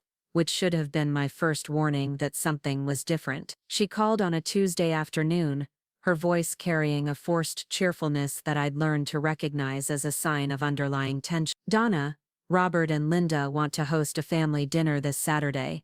They've been wanting to get everyone together before all the travel plans get finalized, and they thought it would be nice to have a celebration." I agreed immediately, pleased by what seemed like an olive branch from her parents. Despite their recent concerns about the Guatemala assignment, I'd hoped we could maintain a cordial relationship built on our shared love for Marcus, Stephanie, and the children. What I didn't realize was that Robert and Linda had been planning something far more elaborate than a simple family dinner. They'd spent the week since our phone conversations, researching not just the dangers of international assignments, but also my financial background and the recent property sales that had made local news in the real estate section of our small-town newspaper. The dinner was scheduled for 6 o'clock at their home in the upscale Riverside neighborhood, a sprawling colonial with perfectly maintained landscaping, and the kind of understated elegance that speaks of generational wealth. I arrived punctually, bringing a bottle of wine and small gifts for Emma and Tyler,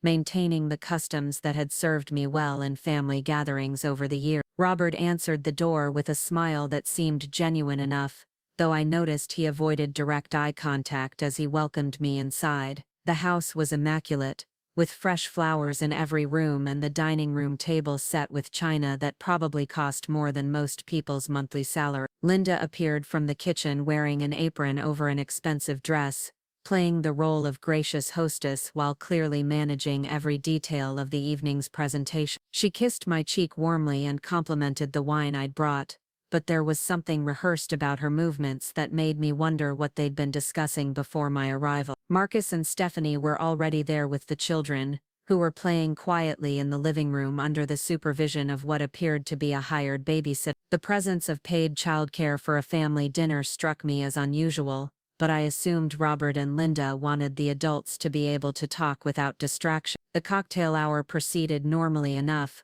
with conversation about work, the children's activities and the unusually warm spring weather. Marcus seemed relaxed, discussing his current caseload and sharing funny stories about Tyler's recent fascination with construction equipment. Stephanie was more subdued than usual, but I attributed that to the stress of managing her conference presentation while living temporarily with her parents. It wasn't until we sat down for dinner that the evening's true purpose became clear. Robert had positioned himself at the head of the table with Linda to his right and me to his left. Marcus and Stephanie sat across from each other, close enough to exchange glances but far enough apart that they couldn't easily have private conversation. The meal itself was elaborate, clearly planned to impress: lobster bisque, filet mignon, roasted vegetables and a wine selection that demonstrated both knowledge and expense. But the conversation remained superficial until dessert was served and Linda dismissed the babysitter with instructions to let the children watch a movie upstairs. Robert cleared his throat and raised his wine glass, signaling that the real purpose of the evening was about to begin. "I'd like to propose a toast to family, to the bonds that hold us together even when we face difficult decisions." Everyone raised their glasses, but I noticed Stephanie's hand was trembling slightly as she lifted her. Marcus was watching his father-in-law with the wary expression he'd worn as a child when he sensed approaching conflict but couldn't yet identify its source. "Linda and I have been thinking a lot about the Guatemala situation," Robert continued, setting down his glass and leaning forward with the authoritative posture of someone accustomed to boardroom negotiation. "And we've come to the conclusion that we need to address some concerns that go beyond simple safety issues." The elaborate meal, the careful seating arrangements, the dismissal of the children, everything had been designed to create a setting where Robert and Linda could present their case without interruption or escape. "We love Marcus and Stephanie," Linda added, her voice carrying the practiced sincerity of someone who'd rehearsed these words, "and we absolutely support their desire to serve others and make a meaningful difference in the world. But we think they're being influenced by factors that aren't in their best interests." Marcus set down his fork with deliberate care, his social worker training helping him recognize the dynamics at play even as his personal emotions began to engage. "What kind of factors are you talking about?" Robert exchanged a glance with Linda before responding, and I could see them moving into what was clearly a coordinated presentation. "We're talking about the financial pressures that have been driving their decision-making process, the assumption that they need to accept dangerous assignments because they don't have other options." The conversation was heading toward territory I'd hoped to avoid, and I could see Stephanie's face flush with embarrassment or anger as she realized where her parents were taking this discussion. Marcus was looking increasingly confused, not yet understanding the full scope of what was happening. "The thing is," Linda continued, "we know about the money, Donna. We know about the real estate empire and the recent property sales and the trust funds you've established for the children." The words hit the table like a physical impact, creating a silence that stretched uncomfortably long as everyone processed what had just been said. I felt exposed and defensive, wondering how they'd obtained information about financial arrangements I'd kept carefully private. "We also know that you've offered to fund Stephanie's medical mission support program," Robert added, "which raises some important questions about whether Marcus and Stephanie are making independent choices, or whether they're being influenced by financial incentives." Marcus was staring at his in-laws with an expression I'd never seen before, a combination of shock and growing anger that transformed his usually gentle features. "Are you suggesting that my mother is bribing us to make decisions you don't approve?" "We're suggesting that when someone offers millions of dollars to support specific choices, it becomes difficult to evaluate those choices objectively,"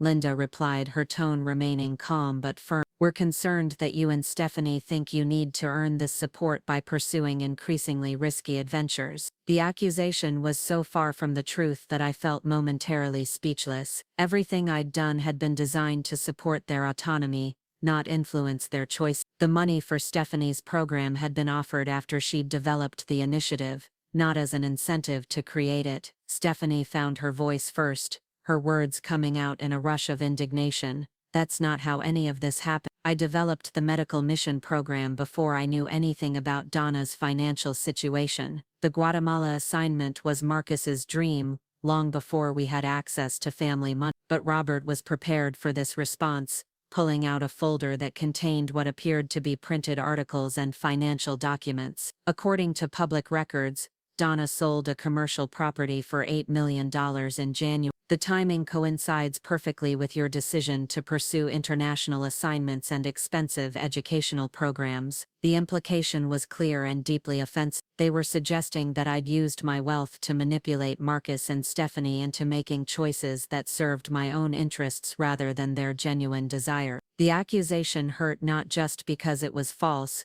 but because it revealed how completely they misunderstood both my motivations and their daughter's character. Marcus stood up abruptly, his chair scraping against the hardwood floor. This is unbelievable. You invited us to dinner so you could accuse my mother of financial manipulation, so you could suggest that Stephanie and I don't have the intelligence or integrity to make our own decisions. Linda reached across the table toward him, her expression shifting to concern as she realized how badly their intervention was being received. Marcus, please sit down. We're not attacking anyone. We're trying to protect our family from making decisions based on incomplete information. But Marcus remained standing, his voice rising with each word. Protect us from what? From having opportunities we never dreamed possible, from being able to pursue meaningful work without worrying about putting food on the table, from having security for our children's future. The conversation was spiraling beyond anything Robert and Linda had apparently anticipated. I could see them exchanging glances,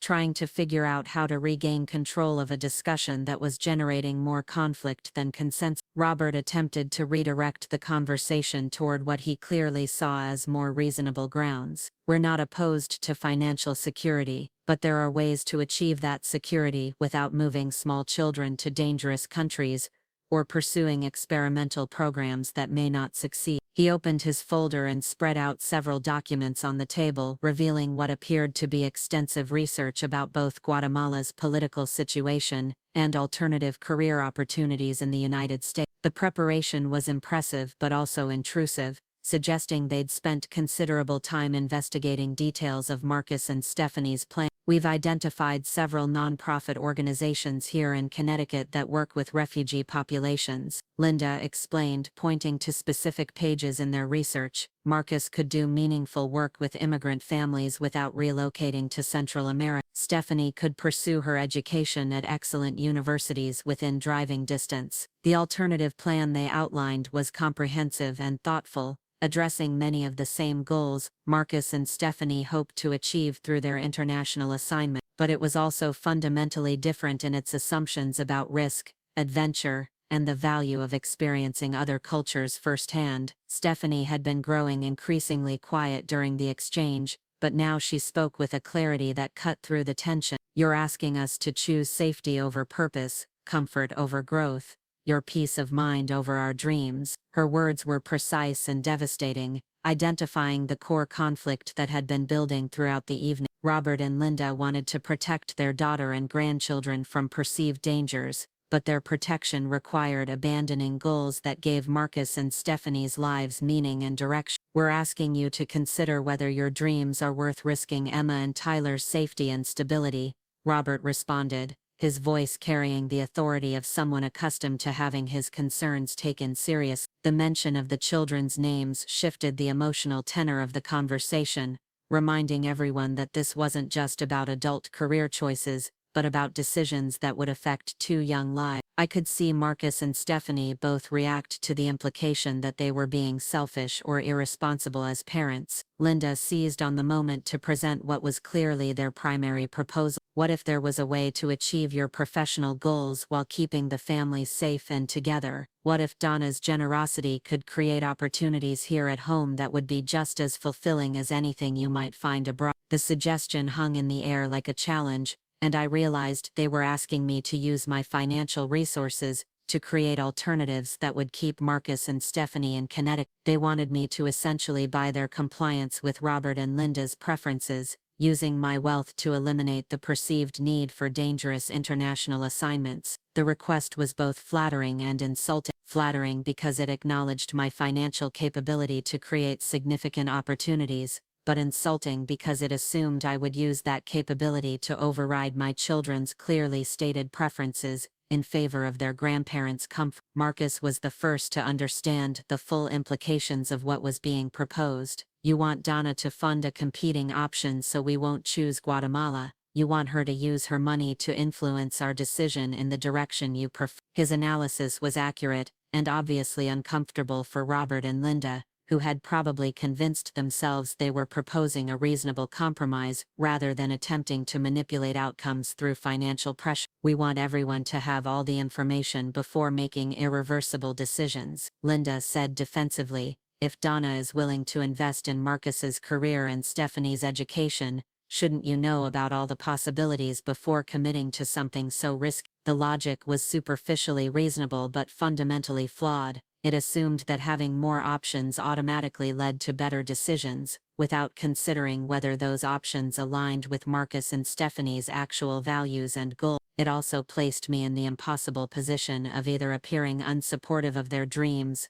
or resistant to their grandparents' concerns. I had remained quiet through most of the exchange, trying to understand the full scope of what Robert and Linda were proposing before responding. But now I felt compelled to address the assumptions they'd made about my role and motivations. I appreciate your concern for Marcus and Stephanie's safety, I said carefully, but I think you've misunderstood both my relationship with them and the nature of the support I've offered. Robert leaned forward with interest, perhaps thinking I was about to align with their position. We'd love to hear your perspective, Donna. You obviously care deeply about their well-being. I took a deep breath, knowing that my response would either escalate the conflict or begin to diffuse. The money I've shared with Marcus and Stephanie isn't conditional on any particular choices they make. It's not designed to incentivize certain behaviors or discourage others. It's meant to provide security, so they can make decisions based on their values rather than their financial limitations. The distinction was important but apparently not obvious to Robert and Linda,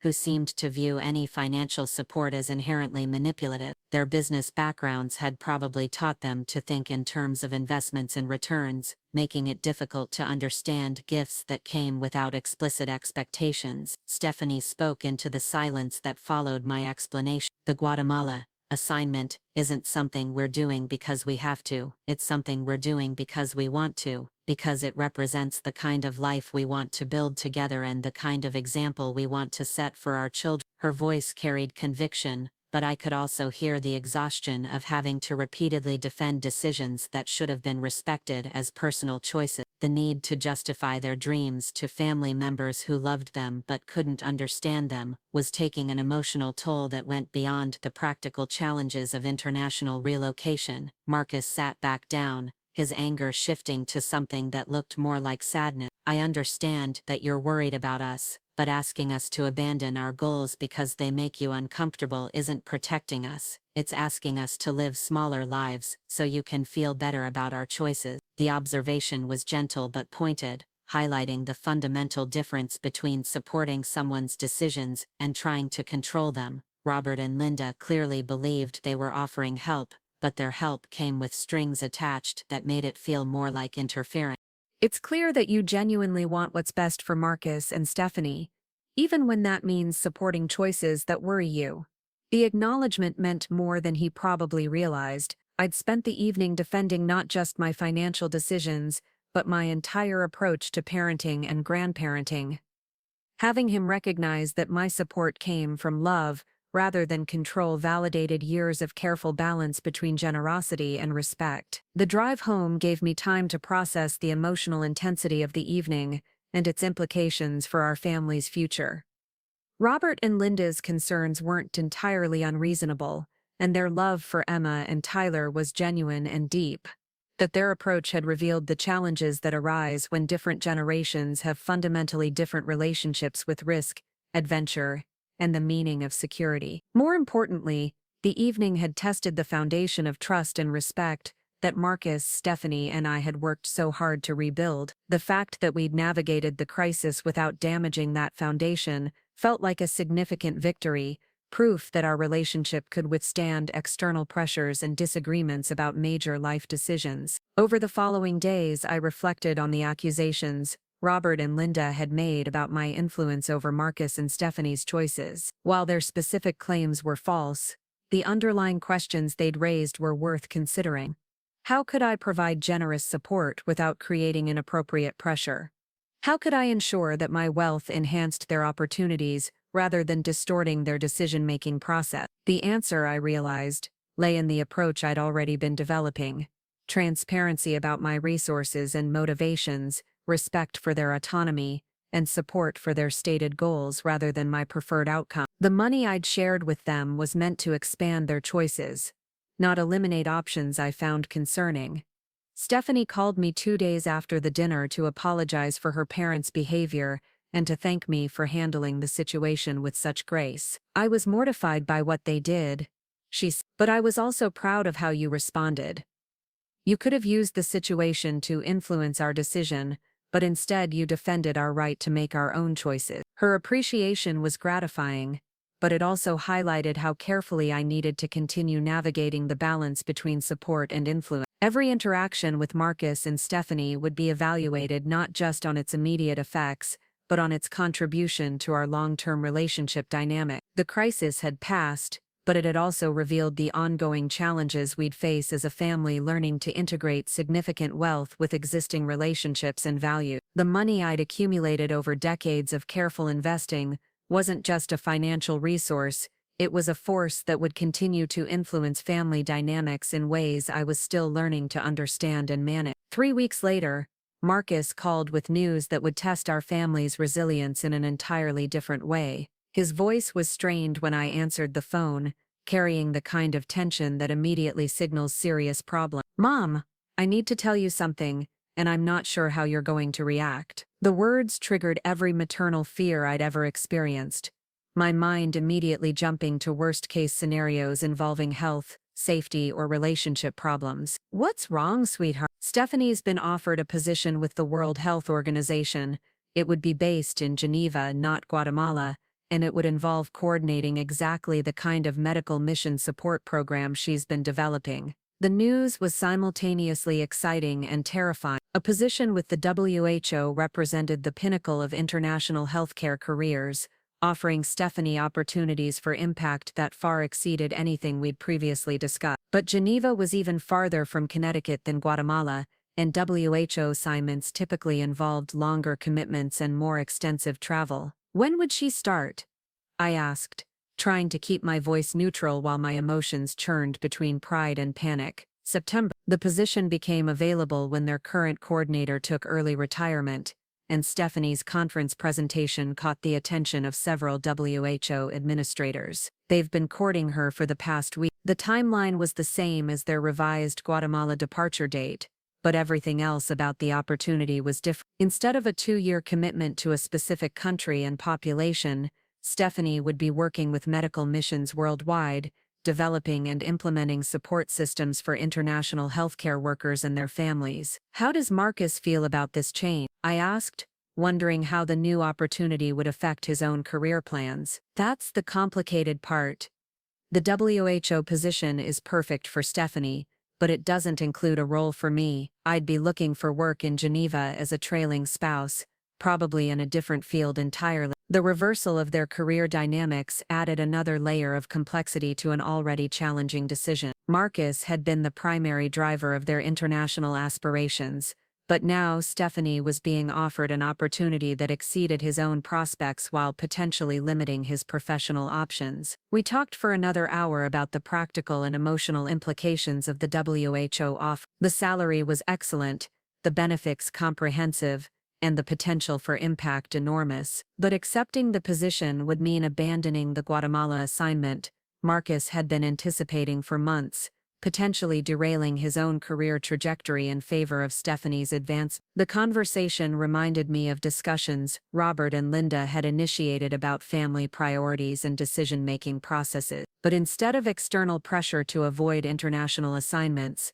Marcus and Stephanie were now facing internal pressure to choose between competing career opportunities and personal dreams. After we hung up, I sat in my office surrounded by the financial documents that represented my own career success, thinking about the choices and sacrifices that had brought me to this point. I'd built my wealth through decades of careful planning and hard work, but I'd also been fortunate to pursue my goals without having to coordinate with a spouse's parallel ambitions or consider children's needs during major career transitions. Marcus and Stephanie were navigating complexities I'd never faced, trying to balance individual aspirations with family commitments, while managing the expectations and concerns of multiple generations. The money I'd provided gave them security but didn't eliminate the fundamental challenges of building two careers while raising children and maintaining family relationships. The next few weeks brought a series of conversations and consultations as Marcus and Stephanie worked through their decision-making process. They spoke with career counselors,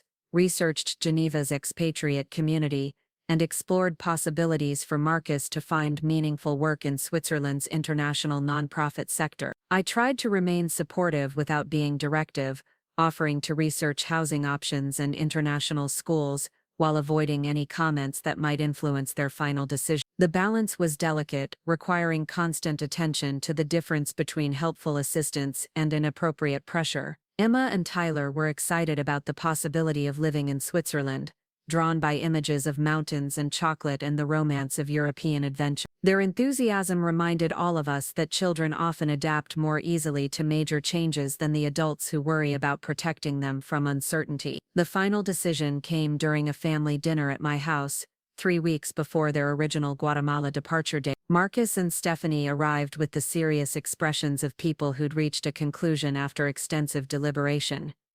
"We've decided to accept the WTA position," Stephanie announced, her voice carrying both excitement and nervousness. "Marcus will take a sabbatical from social work to pursue a master's degree in international development through one of Geneva's universities." The plan they outlined was more ambitious than anything they'd previously considered, requiring coordination between multiple institutions and careful timing to maximize both their career development and family stability. But it was also more balanced, giving both of them opportunities for growth rather than requiring one to sacrifice for the other's advance. Marcus explained that his sabbatical would be funded through a combination of savings, the money I'd provided, and a research fellowship he'd applied for through his current employer. The year of graduate study would prepare him for senior roles in international humanitarian organizations, potentially leading to career opportunities that exceeded what would have been available through the Guatemala assignment alone. As they described their plans, I felt a familiar mixture of pride and anxiety. They were pursuing dreams that would take them even farther from home than originally planned, but they were doing so in a way that honored both their individual aspirations and their commitment to serving others. The evening felt like the culmination of months of difficult conversations and careful planning, but it also felt like the beginning of a new chapter in our family's story. The crisis with Robert and Linda had tested our relationships but ultimately strengthened our understanding of each other's values and priorities. More importantly, Marcus and Stephanie had demonstrated that the financial security I'd provided was enabling exactly the kind of thoughtful, values-based decision-making I'd always hoped to support. They weren't making choices based on fear or limitation but on possibilities and potential for meaningful contribution.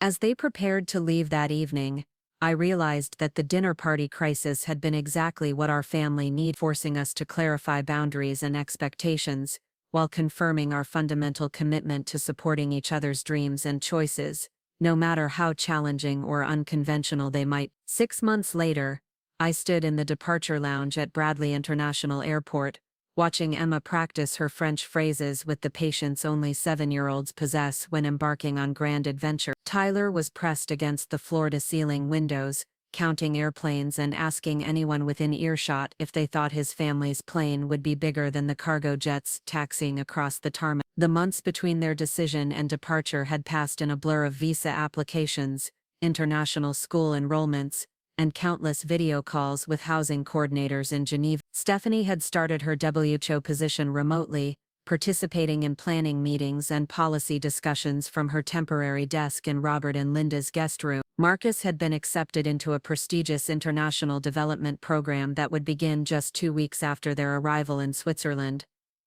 What struck me most as I watched them navigate the final preparations was how completely they'd grown into their new roles as global citizens. The uncertainty and self-doubt that had characterized earlier conversations had been replaced by confident planning and excited anticipation. They spoke casually about navigating Swiss bureaucracy, finding English-speaking pediatricians, and coordinating holiday visits across multiple time zones. The transformation hadn't been without challenges.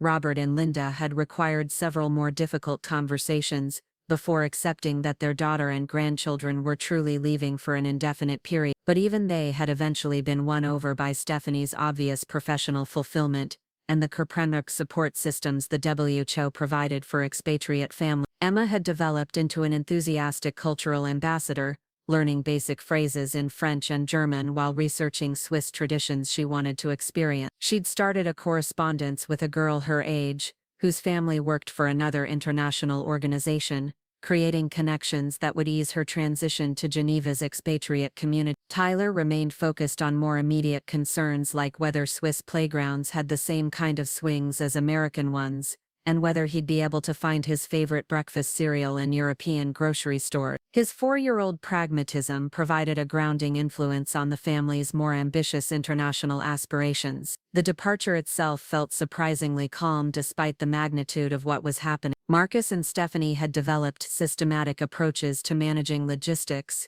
emotions, and family relationships that reflected months of careful preparation. Their confidence in handling complex transitions had grown through necessity, but it had also grown through experience. As their boarding group was called, Emma hugged me with the fierce intensity of a child who understands separation, but hasn't yet learned to fear it. "Grandma Donna, will you come visit us when we know where everything?" I promised I would, meaning it completely while privately wondering how I'd manage the emotional challenges of visiting them in their new life thousands of miles away. The practical arrangements were straightforward enough thanks to the financial resources that made international travel comfortable rather than stressful, but the emotional adjustments would take time. Tyler's goodbye was briefer but equally meaningful. A quick squeeze followed by detailed instructions about feeding the neighbor's cat, that had become his unofficial responsibility during their final weeks in Connecticut. His ability to focus on concrete tasks in the midst of major transitions reminded me that resilience often manifests through attention to small, manageable detail. Marcus hugged me last, his expression carrying the complex mixture of excitement and apprehension that characterized all major life changes. "Thank you for everything, Mom. Not just the money but the way you've supported our choices even when they worried you." Stephanie's embrace included whispered words that meant more than any formal acknowledgement could have conveyed.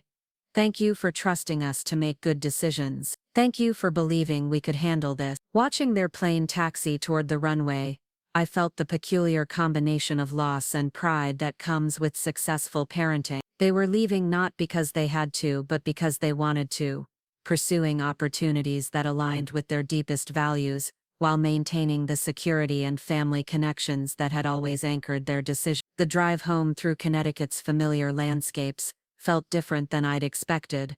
Instead of emptiness or regret, I found myself thinking about the new phase of my own life that was beginning. At 68, with my children successfully launched and my financial goals achieved, I had freedom to consider possibilities I'd never seriously explored. The medical mission support program Stephanie had developed was already showing promising results in its pilot phase, generating interest from healthcare organizations worldwide. My role as founding donor had evolved into something more active, involving consultation on program expansion and strategic planning for sustainable growth. Working with international healthcare administrators and development experts had introduced me to professional challenges that were entirely different from real estate investment, but equally engaging. The skills I'd developed in reading markets and identifying opportunities translated surprisingly well to evaluating humanitarian programs and measuring social impact. 3 weeks after Marcus and Stephanie's departure, I received an unexpected phone call that would reshape my understanding of what the next chapter of my life might look like.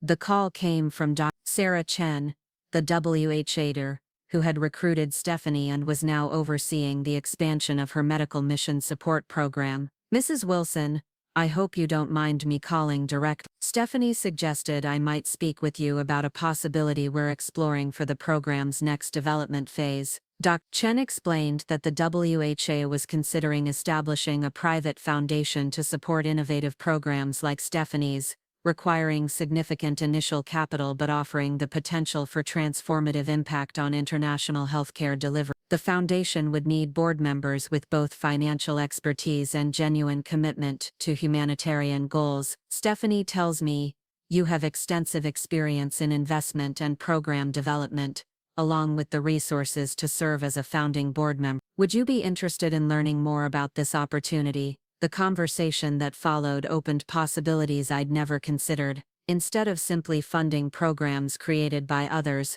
I could help shape the strategic direction of humanitarian initiatives worldwide. The work would require extensive travel, ongoing education about international development, and collaboration with experts whose backgrounds were completely different from my own. But it would also provide purpose and challenge during a phase of life when many people my age were scaling back their ambition. The financial resources I'd accumulated through decades of careful investing could fund not just my children's security but meaningful contributions to global healthcare access and family support systems. Dr. Chen invited me to visit Geneva within the next month to observe Stephanie's work firsthand and meet with other potential foundation board members. The timing felt perfect, allowing me to see Marcus and Stephanie's new life while exploring possibilities for my own next chapter. The invitation also represented a kind of completion of the family journey we'd all been navigating. Instead of my wealth creating distance or dependency,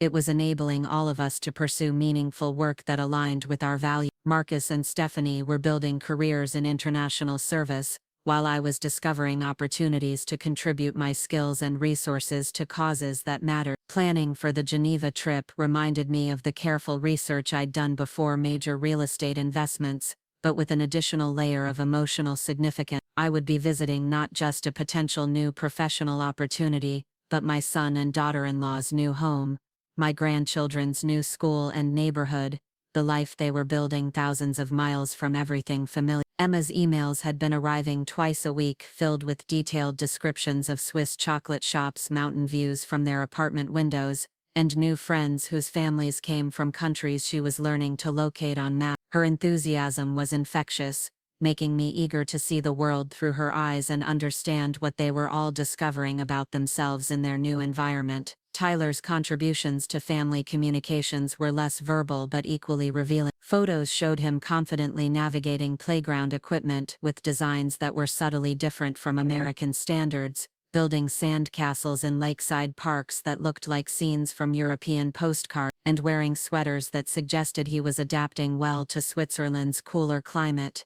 Marcus and Stephanie's updates focused more on professional developments and practical adjustments, but their satisfaction was evident in every message. Stephanie's work with the WO was challenging and rewarding in exactly the ways she'd hoped. Marcus's graduate program was intensive but aligned perfectly with his career goals. They were building the life they'd dreamed of while maintaining the family closeness that had always been their priority. The flight to Geneva felt like a bridge between the life I'd known for decades and possibilities I was just beginning to explore. At 68, I was embarking on international travel that wasn't vacation but potential career development, considering professional opportunities that would require learning entirely new skills and working with people whose experiences were vastly different from my own. Landing in Switzerland and navigating the efficient multilingual airport systems, I felt both intimidated and exhilarated. The confidence I'd developed through years of successful real estate investing had prepared me to evaluate opportunities and take calculated risks,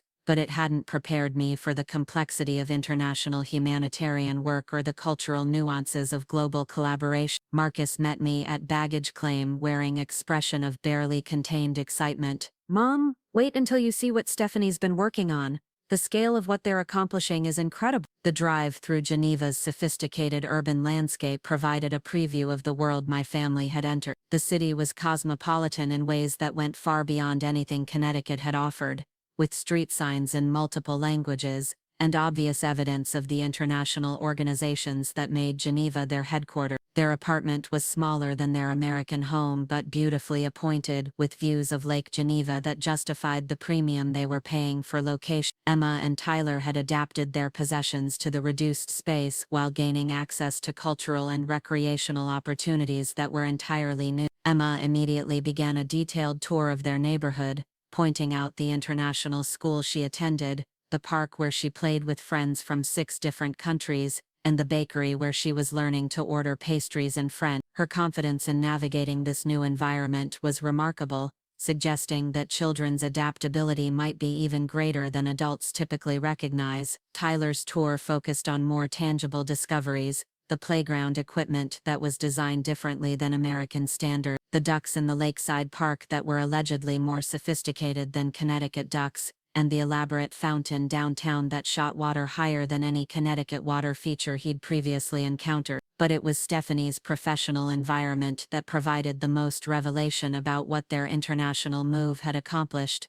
The WCHA offices were bustling with activity that felt both urgent and purposeful, staffed by people whose expertise spanned continents and culture. Stephanie moved through this environment with authority and ease, clearly valued for her contributions and respected for her innovative thinking. The medical mission support program she'd developed had already expanded beyond its original scope, providing services to healthcare workers in 12 countries and supporting families in situations that ranged from natural disaster response to long-term refugee assistance. The impact was measurable and significant, affecting thousands of people who were serving others in challenging circumstances. Meeting with Dr. Chen and other potential foundation board members provided insight into the kind of organization they hoped to create. The board would include healthcare professionals, development experts, business leaders, and humanitarian advocates, bringing together diverse expertise to address complex global challenges. My role would focus primarily on financial oversight and strategic planning, using skills I'd developed through real estate investing to evaluate program effectiveness and ensure sustainable growth. But I would also need to develop understanding of international healthcare systems, cultural competency for working across multiple regions, and appreciation for the political complexities that affected humanitarian work. The learning curve would be steep, but the opportunity to contribute meaningfully to global healthcare access felt like the perfect use of both my financial resources and professional experience. Instead of simply managing investments for personal benefit, I could apply similar analytical skills to programs that would improve lives worldwide. The week in Geneva passed quickly, filled with meetings, site visits, and long conversations with Marcus and Stephanie about their experiences and future plans.